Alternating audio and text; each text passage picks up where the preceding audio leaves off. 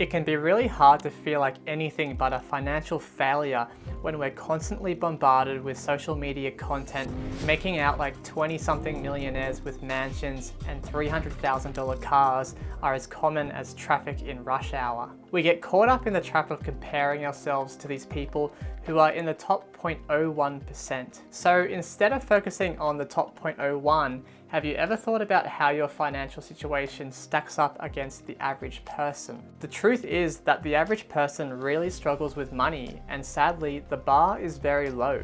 In this video, I'm going to show you some key signs to look out for which signal that you might be doing better than most financially. So the first thing to consider is how much you're earning. According to the US Bureau of Labor, the average salary in America as of Q4 in 2023 was about $60,000. Remember, the average means that 50% of people earn less than this and 50% earn more than this, and that the average can easily be skewed upwards by really high income earners and older people who have much more earning power because of their experience. Unsurprisingly, 16 to 24-year-olds were the lowest earning age group, averaging about $38,000 a year, or 36% below the average. I hope this helps put things in a little bit more perspective for you, because we tend to measure our success against those close to us, like what our friends earn, and we feel like crap if we earn less than them. We let this impact how we see ourselves, and this is a dangerous way of thinking, because if we compare what we earn to everyone else, there's always going to be someone who earns more than us. So even if you have an amazing income, you'll still feel like you're not doing well. Bottom line is, if you're earning more than the average wage, or you're on that path once you finish your studies or get a bit more experience under your belt, you're doing pretty well. And if you go one step further and have other sources of income in addition to your salary, you're doing especially well. Very few people have multiple streams of income from a business or a side hustle or investments, and most don't even ever think about diversifying their income. The second sign that you might be doing better than you think is to turn your mind to how much you're saving. According to the US Bureau of Economic Analysis, as of February 2024, the household saving rate was 3.6%. If you're not familiar with this term, the household saving rate shows how much households save of their net disposable income. So a savings rate of 3.6% is very low, and it's well below the long-term average of 8.5% between 1959 and 2024. So if you're able to save 10% of your net disposable income, then you're doing better than most Americans have done over the past 65 years. But as I said, the bar is quite low, so I recommend aiming towards a 20% savings rate and then even a 50% savings rate if you're super committed. It is possible, and I've done it myself on a low income. But to give you more clarity on how your savings might be tracking, according to the US Federal Reserve, the median savings for people under 35 is $5,400.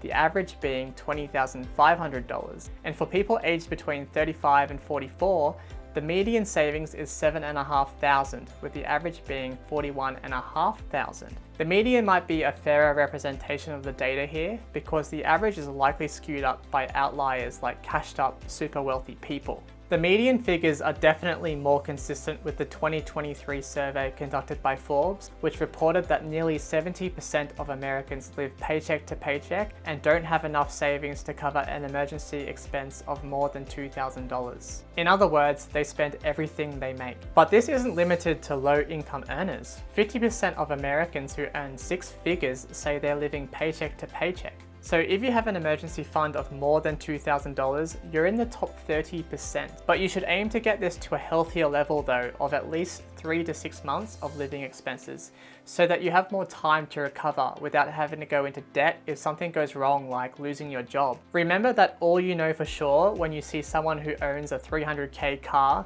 is that they have $300K less than they had before. You don't have any hard evidence of their financial success. They might be exhausting all their savings and taking on crippling debt to fund their lifestyle and buy all their stuff. It might be a very stressful and unsustainable situation beneath the surface. It's very common for people to hide the bad stuff from you to look better. You only see what others want you to see. So don't feel like you're behind because you live within your means. That actually puts you ahead. You're setting up your financial future by saving. So don't compare your behind the scenes to somebody's highlight reel.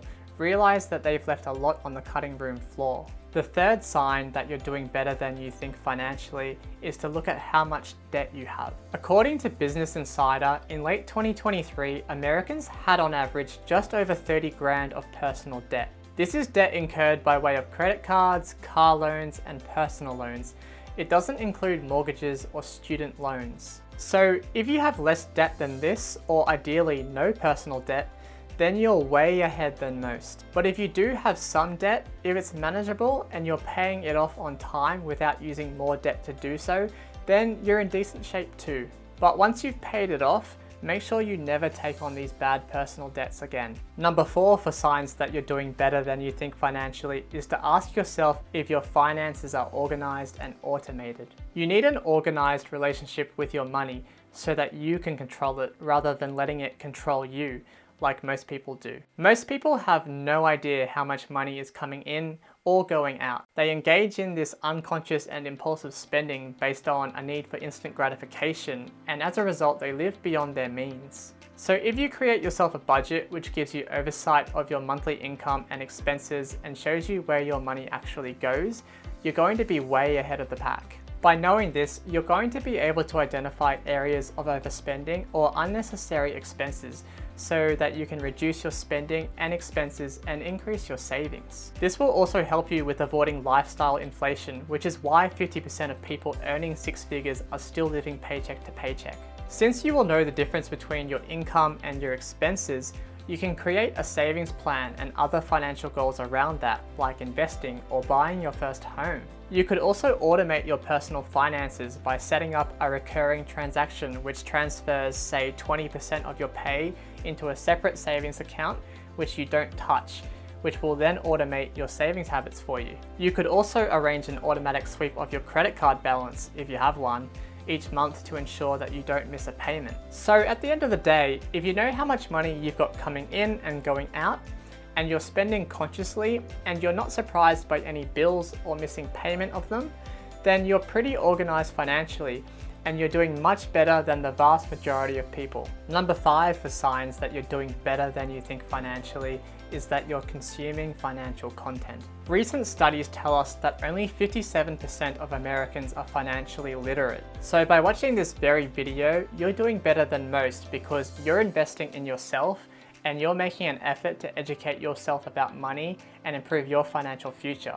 You just can't help but make progress if you stick with this and you take action on what you're learning. Others are just too intimidated by money to improve their knowledge, or they just don't take an interest in their personal finances, so there's little chance they're going to break out of bad money habits and mindsets and improve their financial situation over time. In general, people sadly work all their lives for money, but they never take the time to understand it so that they can control it. Instead, money controls them. Number 6 is having the right definition of financial success. The majority of people get caught up in a comparison mindset, which means their perception of how well they're doing financially is just dictated by expectations and comparisons with the rest of society. Their evaluation of financial success is based on a status game which values superficial external things like how big their house is, how expensive their car is, how lavish their lifestyle is, and what brand of clothes they wear. And the path trodden by people who live according to this definition of success is predictable. They buy a bunch of stuff they don't need with money they don't have to impress people they don't like. They constantly signal to others that they have wealth, and they try to one-up others by using these shallow metrics. But what they don't realize is they're playing a game that they cannot win. There isn't any end to the status game. You can objectively be doing great, but still feel like you're behind and not good enough because there's always going to be people who have more than you. This is why comparison is often referred to as the thief of joy or the road to misery. This whole process ends up with people overspending, depleting their savings, and getting into crippling debt. So the irony is that a lot of people who are doing things to signal their wealth actually don't have any real wealth at all under the surface. So if you're able to lift your eyes above all of this and realize that building wealth is not one big competition about how you look to others, but it's actually about the freedom and the choices that wealth gives you to live the life that you want, you're a country mile ahead of everyone else. If you can set your own definition of financial success and your own metrics for achieving this, you're just so far more likely to be focused on the things that will contribute to building true wealth, like living within your means instead of above them, being content with what you have rather than envying what others have or what they appear to have,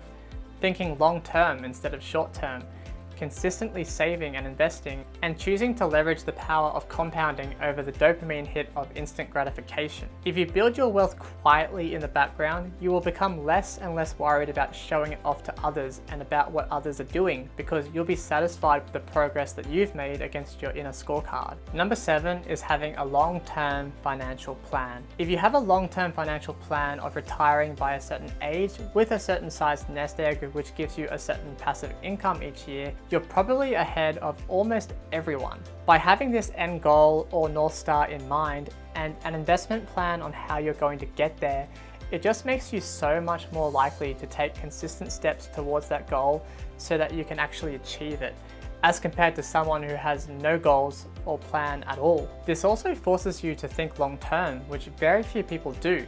Most people don't even start planning for retirement until they're nearly at retirement age, which doesn't give them much time at all to reach their financial goals. As you know, the earlier you start with an investment plan, the greater the returns will be down the line because of the power of compounding. People who delay starting are just robbing themselves of decades of compounded returns, which they would have earned while they slept. I hope this video has shown you that you're probably doing a lot better financially than you think you are. And if you enjoyed the video, you might want to consider subscribing to the channel and checking out the video on your screen right now. But in the meantime, guys, have a great day and I'll see you in the next one. Bye bye.